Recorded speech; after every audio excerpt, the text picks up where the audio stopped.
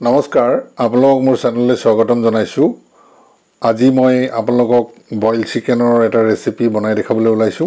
ভিডিওটো শেষলৈকে চাব আৰু যদি ভাল লাগে তেন্তে ভিডিওটো লাইক কমেন্ট আৰু শেয়াৰ কৰিব আৰু মোৰ চেনেলটো সাবস্ক্ৰাইব কৰিব আৰু কাষতে থকা বেল আইকনটো প্ৰেছ কৰিব।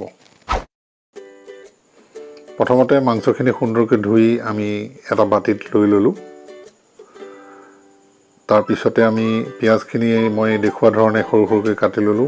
লগত ক্যাপসিকামখিনিও কাটি ললো, কেঁচা জলকীয়া আৰু নেমু টেঙা আৰু তেজপাত আমি লৈ ললো। এই আইটেমটোত ক্যাপসিকাম বৰ প্ৰয়োজন, ক্যাপসিকামটো লাগেই। তাৰ পিছত মাংসখিনিত আমি অলপ নেমু অলপ চেপি ললো। অলপ সৰহ পৰিমাণে মিঠাতেল, সৰিয়হৰ তেল, মিঠাতেল আমি দি ললো। দিলৈ এয়া মই দেখুৱা ধৰণে। তাৰ পিছত অলপ প্ৰয়োজন অনুসাৰে অলপ নিমখ দিলো। নিমখ দি আমি গোটেই মাংসখিনি সুন্দৰকৈ মই দেখুৱা ধৰণে সানি ল'ব লাগিব। তাৰ পিছত তাত কাটি থোৱা সৰু সৰুকৈ কাটি থোৱা পিয়াজখিনিও আমি দিলিম আৰু অলপ প্ৰয়োজন অনুসাৰে অলপ পিয়াজটো অকণ বেছি লাগে। সুন্দৰকৈ মই দেখুৱা ধৰণে সানি ললো। তাৰ পিছতে তেজপাতকেইটাও তাতে দি দিলো। দি আমি সুন্দৰকৈ সানি ললো। এতিয়া 15 মিনিটমান সময়ৰ কাৰণে আমি এইটো মেৰিনেট কৰি ৰাখি দিম। 15 মিনিটৰ পিছত আমি তেলটো অকণমান কম হোৱা যেন দেখিলোঁ আৰু সেইকাৰণে আমি অলপ কিছু পৰিমাণে তেল দি দিলোঁ।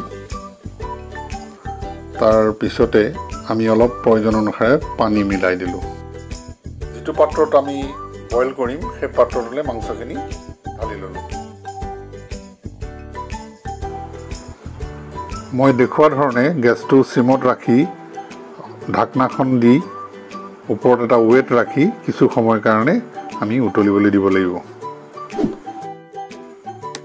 এতিয়া কিছু সময় উতলাৰ পিছত আমি পিঁয়াজ দিলোঁ। পিঁয়াজখিনি আমি অকণমান লৰাই দিলোঁ মই দেখুৱা ধৰণে।